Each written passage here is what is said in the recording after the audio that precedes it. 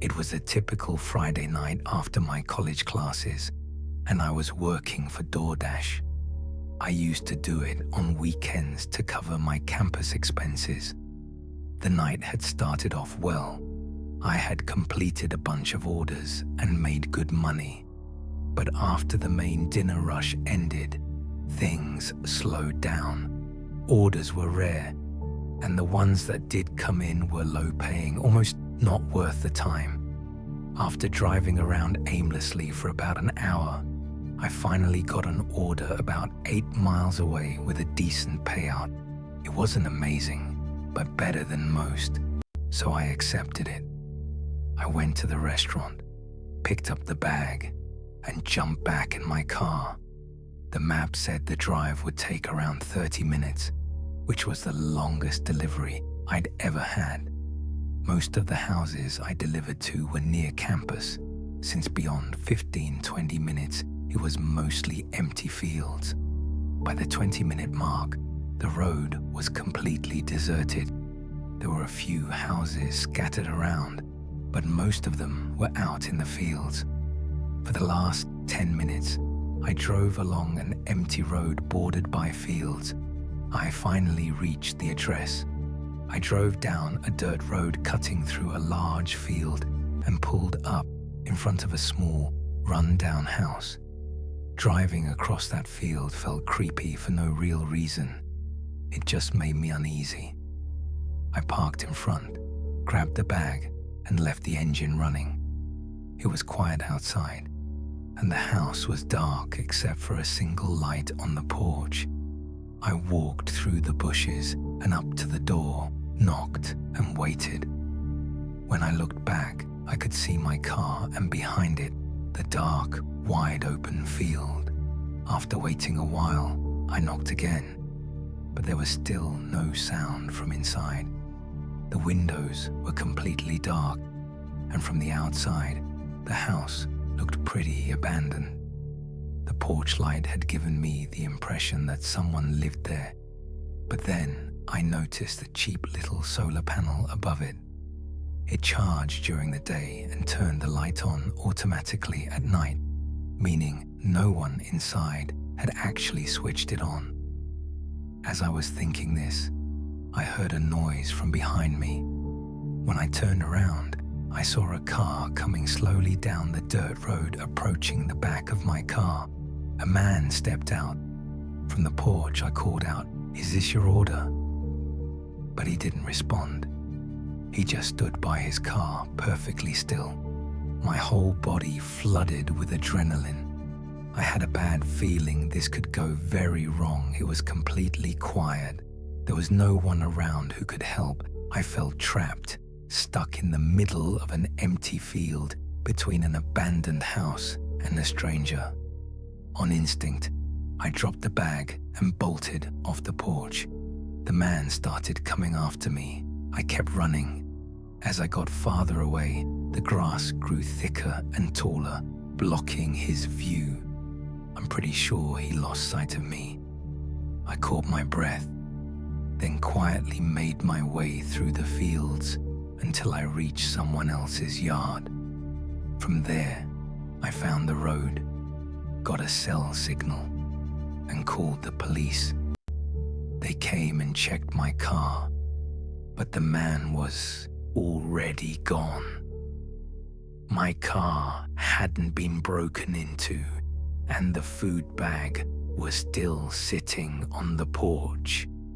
That's what made it clear his intention wasn't just theft. Whatever he wanted, it was probably a lot worse.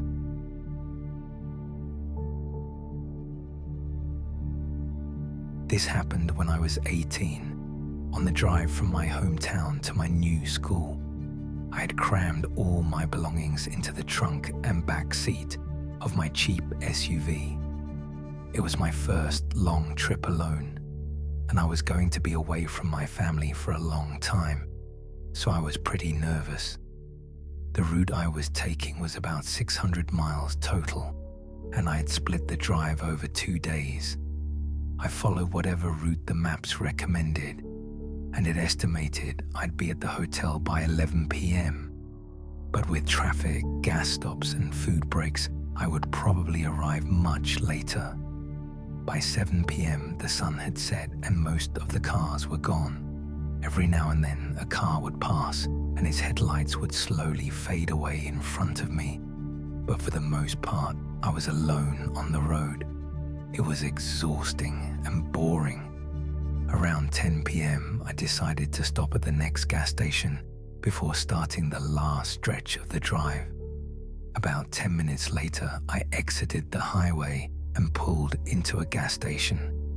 It was a tiny one, the kind you find in the middle of nowhere. Just a few pumps and a small convenience store. There were no other cars on the road or in the parking lot, and I couldn't see a single light from any house or building nearby. I pulled up to a pump and started filling my tank. As I was looking around, the presence of a man walking in front of me almost made me jump. He looked to be around 50 and honestly, he seemed homeless. Having someone approach me out there was unexpected and unnerving, and his little half smile was anything but reassuring. "Do you need something?" I asked, not wanting him to get any closer. He stopped a few steps away, looked around carefully, and then said, "Get back on the highway." I was confused. I wasn't sure I heard him right. He pointed at the exit behind me and repeated the same thing. "Get back on the highway." Caught off guard, I just said, "Okay," and the man walked away. But I was really confused because the exit was one way and he was telling me to go the wrong way back onto the highway. It made no sense. I looked at the entrance ramp, since that was what I was supposed to use, and there were no barriers or roadwork. It just looked like an empty ramp. When I finished pumping gas and got back into my car, the man was sitting by the side of the store. The more I thought about it, the more I felt like he was just talking nonsense, or maybe trying to lure me into something. I trusted my instincts, left the gas station, and headed toward the highway. But as I was getting back onto the highway, I noticed almost all of the streetlights along the road were out. I slowed down, thinking maybe there was roadwork or something going on. While I was staring ahead, I suddenly saw the silhouette of a figure off to my left. Then, out of nowhere, a pickup truck pulled right in front of me and stopped. The doors flew open and 4 men jumped out, running toward my car with weapons, metal pipes, machetes, knives. None of them wore masks. Their faces were completely blank, like they weren't even aware of what they were doing. I immediately threw the car into reverse.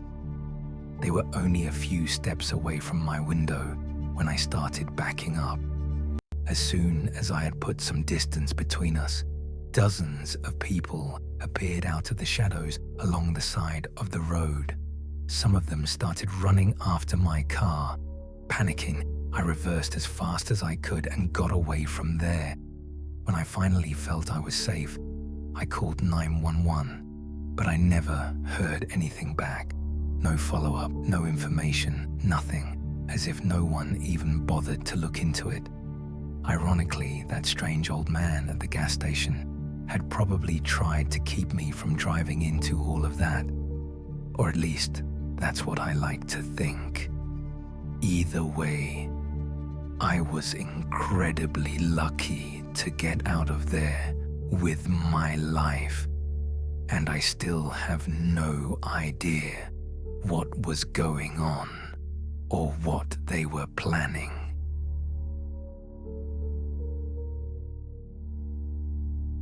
Back in 2019, something happened to me. I was working at a pizza place near my university campus. I'd usually work after classes on most days so I could pay my car loan and rent. Wasn't a great job. but it was enough to get me through school. That night was like any other.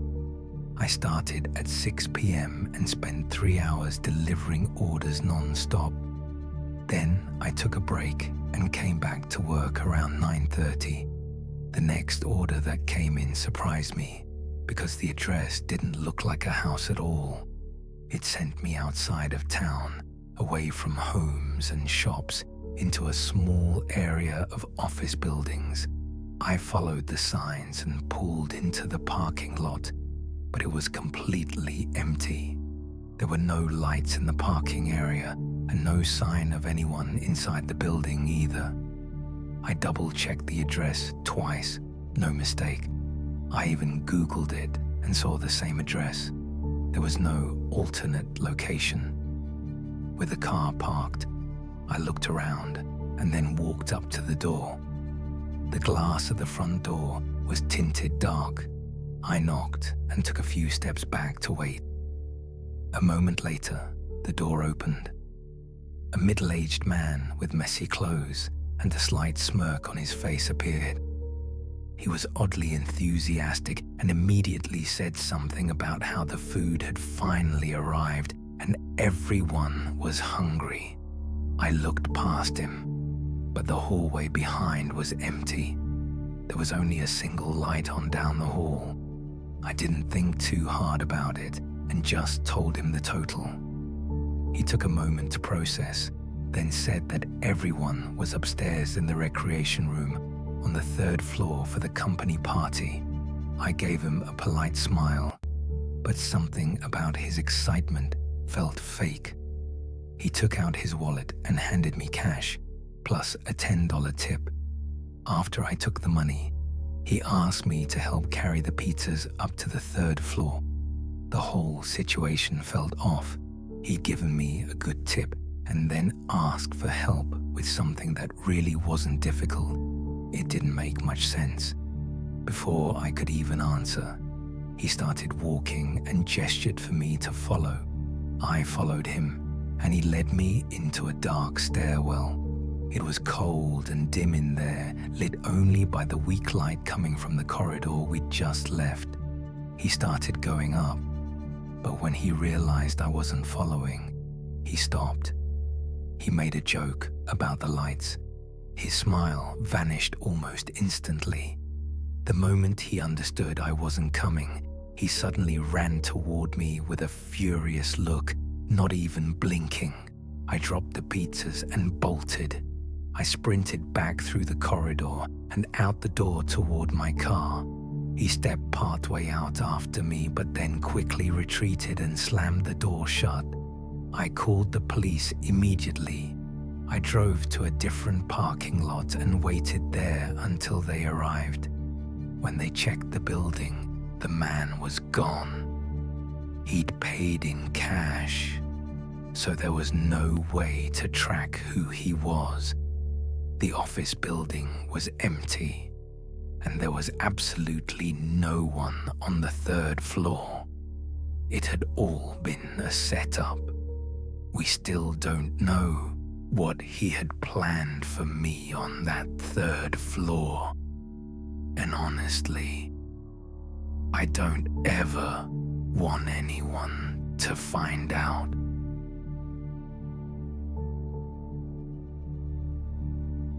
I've been a truck driver for 20 years, usually hauling loaded freight from the East Coast to the West Coast.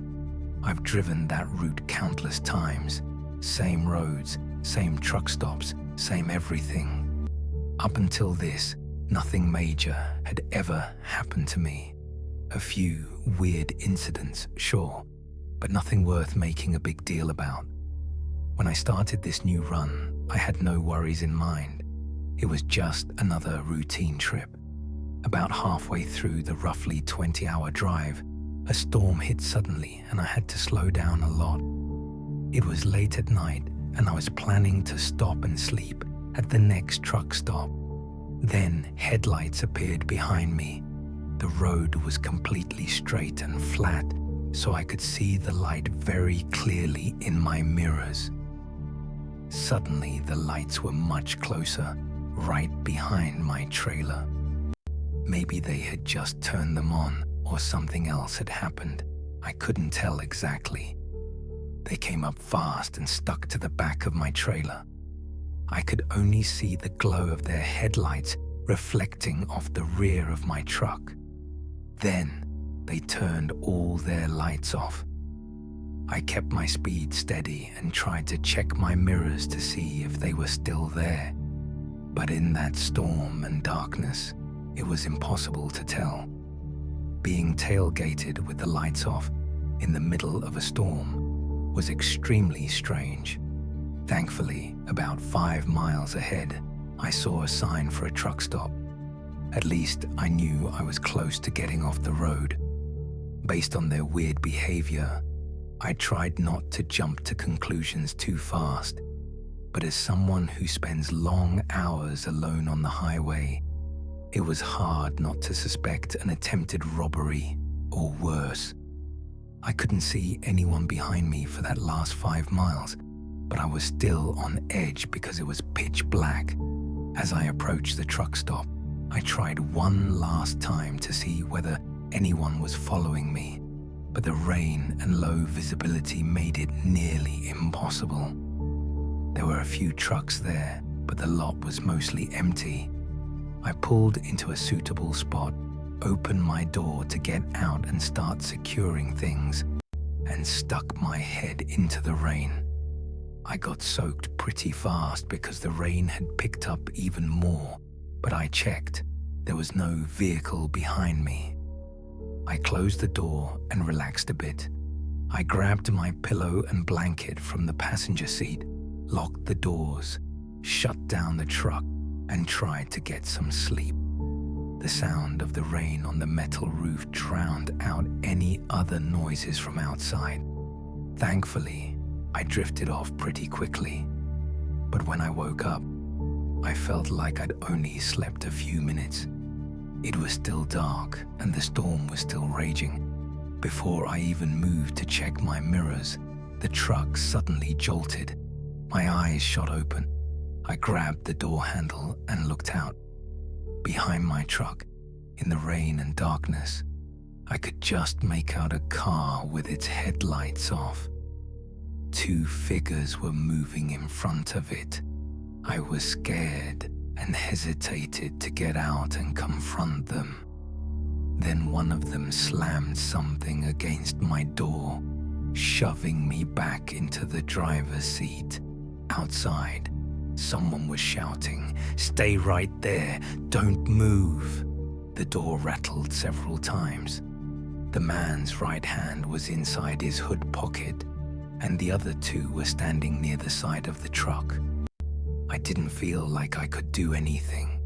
The truck was shaking slightly. The man at my door just stood there, staring at me, barely blinking. It went on for a few minutes. Then they walked back to their car and drove away. I watched them leave, still in shock, then called the police and filed a report. I never got any information about who they were. All I know is that if I hadn't already been awake and aware, or if I'd tried to start the truck and drive off the moment I first noticed them, I probably wouldn't have gotten out of that situation as safely as I did.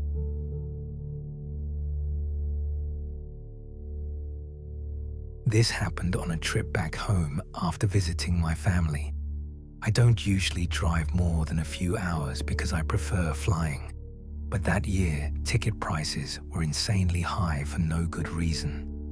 Even though I was only going a few states away, a round-trip ticket was over $1,000. I planned the drive so I'd get home a couple of days before I had to go back to work. But on the day I was supposed to leave, there was a huge snowstorm, and I had to stay 2 extra days. I could only hit the road after that. Holiday traffic was mostly over, and a lot of the route went through empty areas far from any cities. The hardest part was staying awake and fighting the boredom. The first 8 hours or so went fine. I was tired, but the snow on the road kept me alert and focused. Around 10 p.m., I had a hotel reservation in a small town about 2 hours ahead. At some point, I glanced in my mirror and saw headlights behind me. It was the first car I'd seen in the last hour, but the lights were getting bigger really fast. They were coming up on me at high speed. After a moment, I realized it was a large van. The road was one lane, so there was no way for them to pass me. But they kept coming, and it didn't look like they were planning to pass anyway. When they reached my bumper, they matched my speed and stayed right behind me. After a few seconds, it became obvious they weren't trying to overtake me, and we drove like that for about 10 minutes. The whole situation made me very uneasy. I was the only one on that road, and this big van was glued to my rear bumper. They weren't even at a normal following distance. They were so close that I couldn't see their license plate or even their front bumper in my mirrors. Maybe I was overreacting a little, but when I saw a gas station exit, I decided to take it. I hoped they'd continue straight and we'd get some distance between us. But when I took the exit, they stayed right behind me. I pulled into the gas station and parked at a pump. The van pulled up to the pump directly behind me. At that point, I had no idea what to do. Part of me was convinced something bad was going on. Another part thought I was being dramatic. I knew this was the only gas station in the last 30 minutes, so maybe they just needed fuel like I did. I turned off my car and looked over at the store. Some of the lights inside were off, and there was a closed sign on the door. Everything around was dark. No houses, no buildings, just a snow-covered landscape and a single road cutting through it. I looked in my mirror and saw a man standing next to the van. I started pumping gas. After he finished fueling, he shut off the pump, quickly closed his gas cap, and walked to the back of the van. Then I heard the big rear door unlatch and slide open. Right then, I had a sudden gut feeling, an instinct, that I needed to get out of there immediately. I let go of the pump. As I did, 3 men started running toward me from behind. I dropped the nozzle and jumped into my car as fast as I could, locking the doors. One of them grabbed the door handle and tried to open it. I was shaking with fear, but I managed to start the car. While 2 of them were yanking at the doors and windows, I threw the car into gear and hit the gas. They tried every door, but when they realized they couldn't get in, they ran back to the van. I sped away as fast as the snowy road allowed. In my mirror, I saw them turn around and drive off in the opposite direction, back the way we had come.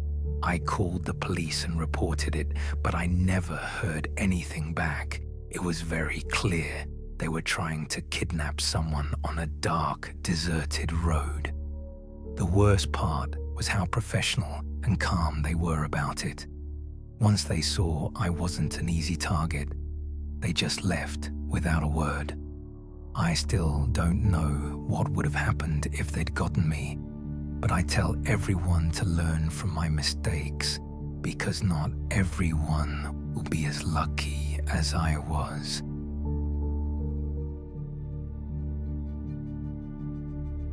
That night, I had some free time and decided to use the energy from the several coffees I'd had that day to work a little extra. I was doing deliveries for DoorDash and driving on the highway toward my next drop-off. It was very late, the roads were empty, and the night was calm. Pretty much every delivery driver's ideal scenario. While I was heading there, my phone rang. It was the customer. Before I could answer, the call ended. I saw it ring for just a couple of seconds and figured it might have been a mistake. Still, I called back. It rang for a long time and no one picked up. I shrugged it off, put the phone down, and finished the rest of the drive without thinking much of it. I exited the highway and entered the neighborhood. It was a very normal street with ordinary houses. When I arrived at the address, I parked on the street, grabbed the bag, and walked up to the porch. Just as I was setting the bag down, I noticed the front door was slightly ajar. I wasn't sure if that door was meant for me, so I knocked lightly and called out, "I'm here with your food." From inside the hallway, I heard a muffled sound, kind of like tapping, but also eerily similar to the sound of my own knocking. I tensed up, pushed the door open a bit more, and spoke again. I didn't even know what to say, so I just repeated that I was delivering their food. After a few silent minutes, I heard a door open at the back of the house. A man came around the corner. He looked tense and uneasy, and I couldn't tell if that was because of me or something else. Without a word, he walked over to the doorway, clearly wanting to go inside. Right then, the tapping sound started again from down the hallway. I couldn't see past him, and I was confused. I looked at him and cautiously asked, "Is everything okay?" My voice echoed a bit. He stared at me, as if thinking. Then he said, almost ordering, "You bring the food inside." That set off alarm bells in my head. I backed up with the bag in my hand. He looked even more nervous and agitated. Then, suddenly, he snatched the bag from my hand and slammed the door in my face. I just stood there for a second, stunned, listening. I could hear his footsteps moving inside. The tapping sound stopped. At that point, there was nothing I could do. I stepped off the porch, got back into my car, and left. After that night, I quit DoorDash and reported what happened to the police. The main reason I went to the police was because he tried to get me to go inside the house. If it hadn't been for that, I might not have reported anything. Unfortunately, the police said they couldn't enter the house or do anything else because the man didn't let them in and they had no grounds. After that, there was nothing I could do but speculate.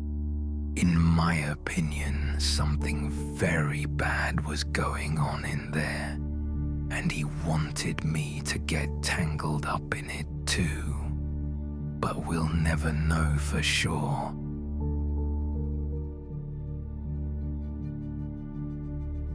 I work for my dad's small construction business. He runs a yard and warehouse full of materials and manages the crews on the job sites. Back then, I was only 17, and my job was to drive materials back and forth, pick up what was needed, and drop it off where it had to be. Some materials had to be on site before the workers arrived so they could start without delays. During busy weeks, I'd sometimes start at 2 or 3 in the morning to get everything delivered on time. This only happened during summer when I didn't have school. I liked working early. It was quiet, and nobody bothered me about how I did my job. One morning around 3 a.m., I went to the yard, loaded up the materials, and drove to the site. It was a bit out of town, right next to an old or abandoned building.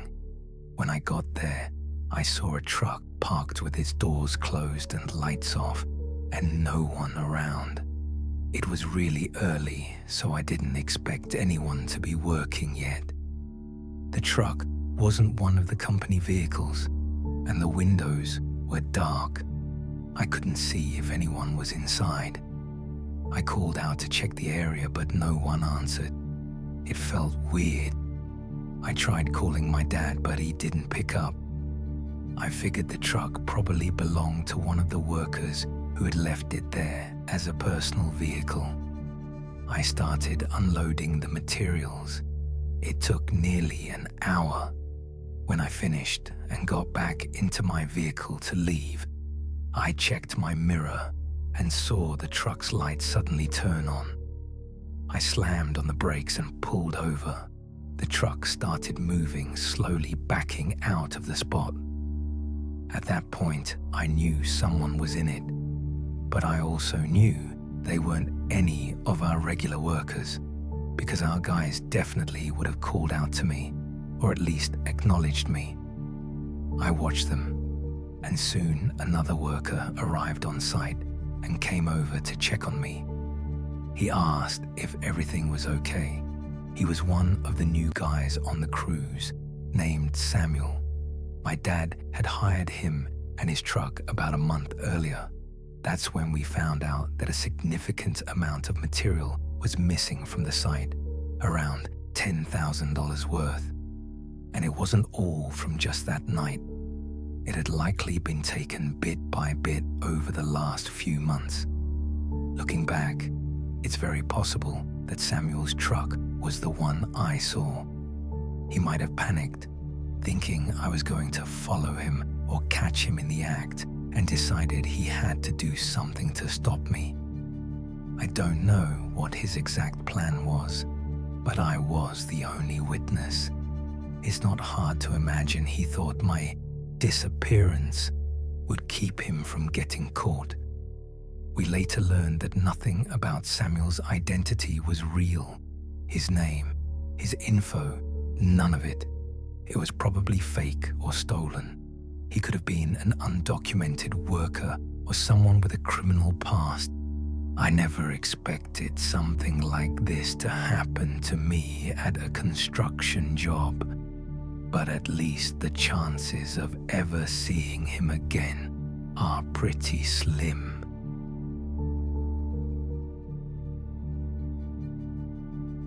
When I was in high school, I used to deliver food for a local Chinese restaurant. Every job I had back then lasted a year or two at most, just temporary gigs. This one was like most first jobs, sometimes slow and boring, sometimes busy and stressful. I actually liked working as a delivery driver because I didn't have to deal with the crowd inside the restaurant. That night was a Friday, and I was on a shift from 6 p.m. to midnight. As soon as I started, I was doing back-to-back deliveries for 2 straight hours without a break. After 8 p.m., the number of orders tapered off, but I still had a few to finish, so I took 3 more and headed out, planning to be done around 9. The first delivery was close, but the other 2 were a bit outside of town. That was unusual, but our town was pretty spread out, and it wasn't uncommon for houses to be randomly scattered. I dropped off the second order and then headed to the last one. It was about a 10-minute drive, and that order hadn't been paid for yet. During the drive, all I could think about was the break I'd get afterward. Driving non-stop for 3 hours was more tiring than I expected. As I entered the neighborhood and followed the GPS, the atmosphere changed completely. I was on a narrow, cracked, pothole-filled road. There were small houses on either side, but the bushes and unkempt grass had grown wild. When the GPS said I'd arrived, I stopped the car but couldn't see a house. I turned on my high beams and scanned the area. Eventually, I made out the faint shape of a small house in the distance. There seemed to be a path leading up to it, but it was completely covered by vines and tall weeds. If I hadn't seen the house, I never would have known there was a path. Driving up was impossible. I parked, grabbed the food, and started walking. The walk up that overgrown path was awful. I couldn't believe a road could be left in that condition. As I climbed higher, the house became clearer. It was small, almost like a trailer home, and just as neglected as the path. Vines crawled over the windows, and the whole place was surrounded by brush. As I got closer to the front door, I knew something was wrong. I could feel it, but I was young, new to the job, and worried about getting fired, so I pushed aside that bad feeling and knocked on the door. I heard footsteps. The door opened, and a young woman stood there. At first glance, she looked totally normal, which was a huge relief. But after a few seconds, I realized that normal look didn't fit the house at all. She was well groomed and nicely dressed, completely out of place in that wreck of a home. In a hurried way, she opened the screen door and said, "Come inside, don't worry," in a calm but unsettling tone. That made me flinch. I took a few steps back and decided I needed to get out of there. As I turned to leave, I heard something from the side of the house. Two men came sprinting toward me from around the corner. I dropped the bag and ran. I almost fell as I pushed through the tall grass and tangled weeds, but I could hear them getting closer. I didn't dare look back. I dove into the car, started it, and drove off. The men couldn't keep up with the car and quickly turned back. My whole body was shaking with adrenaline. I turned around and got out of there as fast as I could. I told my boss what happened, and he insisted I call the police. He didn't care about the food, he just wanted me to be safe. I filed a report and both of us answered questions, but no one was ever found. It turned out the property I delivered to actually belonged to the state. The no trespassing sign at the start of the path had been removed and tossed into the tall grass. We'll never know for sure what they were planning, but the most reasonable assumption is that it was something very bad. I just hope no one else has to go through what I did, or if they do, that they get away as lucky as I did.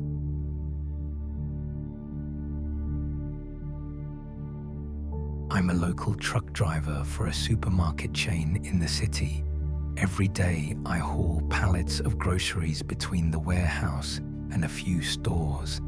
I usually operate within a 50-mile radius, so my trips are rarely longer than 2 hours. That means I can go home at a decent hour and sleep in my own bed. Unlike long-haul or regional drivers, I don't have to sleep at rest stops. My job is pretty routine. Move pallets between a handful of stores, then head back to the warehouse at night. That evening, I finished my last delivery around 9 p.m. It took about half an hour to unload, and then I decided to head back to the depot and call it a night. The depot is about an hour outside the city. About 15 minutes into the drive, I stopped at a gas station for fuel since we didn't have enough at the warehouse. I pulled up to the diesel pump, started fueling, and leaned against the truck while it filled. There was a pickup truck parked across the lot with a group of people standing around it. They were alone out there, but the whole time I was there, they kept watching me and my truck. The situation felt strange. My best guess was that they were planning to do something shady after I left, without witnesses. Once the tank was full, I hung up the nozzle, got in the truck, and headed for the exit. The group got into their pickup as well and pulled out right behind me. That was definitely not normal. For about a mile, they swerved in and out of lanes and struggled to maintain their speed. I pulled out my phone to call the police and report a drunk or reckless driver. I wasn't too worried about my own safety. My truck is large, but I was concerned about other people on the road. A few minutes later, They moved into the lane beside me and sped up until they were right next to my window. I could see several people looking at me and talking to the others in the truck. Then they pulled in front of me and slammed on the brakes. I hit my brakes too and managed to stop before crashing into them. Immediately, all their doors flew open and 4 men ran toward my truck, trying to open the doors. I threw it into reverse and tried to back away from them. And then I realized I had to make a choice I really didn't want to make. Either drive off the road and risk flipping the trailer or drive straight into their truck. I chose to drive straight into their truck. I hit the gas and rammed their vehicle. The 4 men jumped out of the way. Within about 30 seconds, I had put enough distance between us and was driving away as fast as I could. By the time I made it back to the depot, the police were already at the scene on the road. The pickup was parked there with 4 men standing beside it. The officer told me they were drunk and refused to explain what they'd been doing. I still don't know what their plan was, but having 4 drunk, aggressive men attack my truck was terrifying. It all happened so fast that it might not sound like much, but if I hadn't acted quickly, things could have gone very, very badly. We'll never know how far they were willing to go.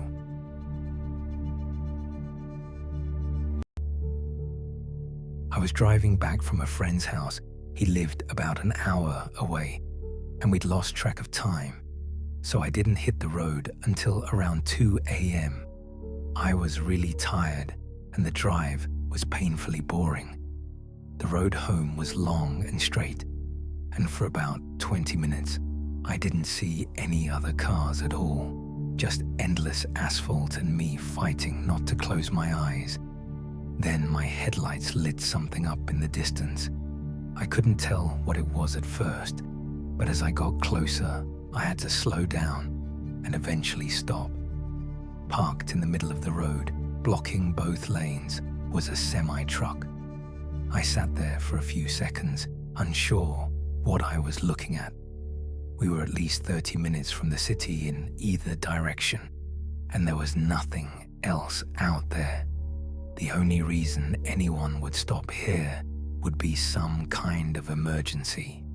On the right side of the truck, it looked like there might just barely be enough space to get around it. But there was a steep embankment and trees so close together on that side that squeezing by seemed impossible. After sitting there for about a minute, I decided this had to be some kind of emergency, and that my best, and maybe only, option was to check around and see what was going on. I got out of my car and walked toward the front of the truck. It was incredibly quiet outside, completely still and empty. The lights were on in the cab. I went up to the door, knocked lightly, and asked if they were okay. The window was high up. I couldn't really see inside from the ground. I waited a few seconds, but there was no response. I called out again, but heard no movement inside. That heavy, unsettling feeling in my gut grew stronger. Something was very wrong. I checked the road ahead of me and then looked back the way I'd come. All I could see in both directions was distant fog and emptiness. I grabbed a handle next to the door, pulled myself up onto the steps, and peered through the window. Inside, everything was a mess. Gear and stuff scattered everywhere like after an accident, but there was no one in the seat. The other door, on the passenger side, was completely open. I climbed down and walked around the truck toward the front. That's when I suddenly saw him. A tall man coming down the slope from the forest beside the road. His hair was shoulder length and half disheveled. He didn't look at me. He slowly stepped out of the tree line and onto the road. In the dim glow of my headlights, I could see his clothes and face were smeared with dirt, mud, and what looked like blood. It was clear he was not in good shape. I offered to help him, but he ignored me. When I said I was going to call 911, he stopped and finally looked at me. We locked eyes for a long moment. "I'm fine," he said, in a deep, threatening voice. I shut my mouth. He climbed up into the truck. I immediately ran back to my car. As soon as I got in, the truck started moving. I turned around as fast as I could and headed back to my friend's house, calling 911 on the way and telling them what I'd seen. Just like I expected, nothing really came of it. Whatever happened on that road is still a mystery, and it still scares me. The truck clearly forced off the road, the destroyed cab. It all made me think someone had been stopped there against their will. Everything after that is guesswork, but I'm pretty sure that man was not the original driver, and that something very wrong had happened in those woods.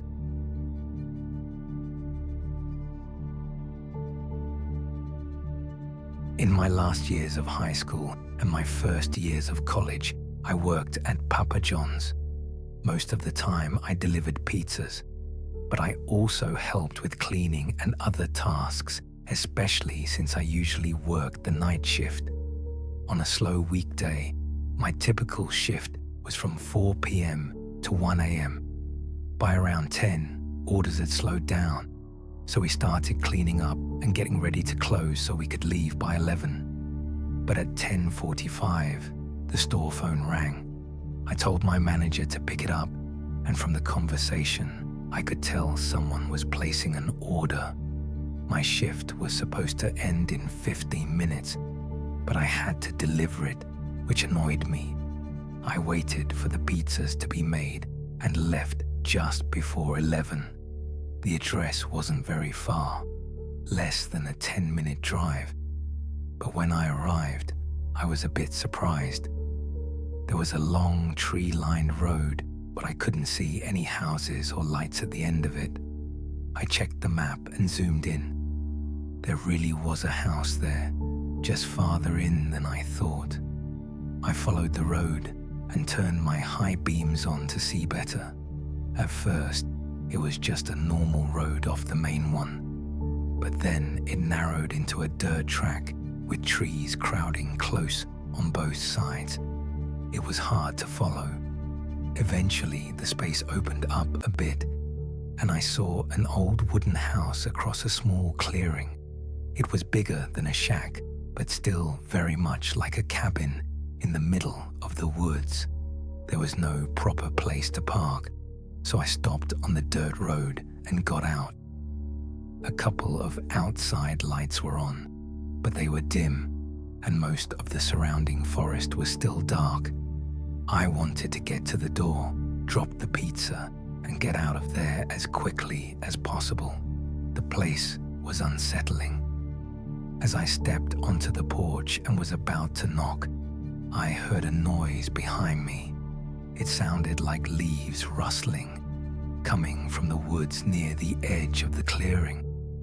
I glanced out into the darkness but couldn't see anything, so I turned back and knocked. While I waited, I looked at my car and was glad I'd left the keys in the ignition so the headlights would stay on. Besides the weak glow from the house lights, my car lights were the only thing illuminating the area. I heard footsteps inside and the door opened. A short, elderly man with dull, cloudy glasses and short black hair stood there. "I've got your Papa John's pizza," I said, and held out the box. He hesitated for a moment, then slowly took it and stared directly into my eyes. He set the box on a small table next to him, calmly pulled out his wallet, and started counting the money very slowly. I heard the leaves rustle again outside and turned my head toward the car. Just as I was about to see something, the man grabbed my shoulder and said, "I got this for you," and held out the money. I quickly took the cash and looked back at my car, but there was no one there. A few seconds later, the man slammed the door and disappeared inside. I pulled out my phone, turned on the flashlight, and scanned the area, but I didn't see anyone. I got into the car, made a small U-turn, and drove away. That creepy feeling stayed with me the entire drive back.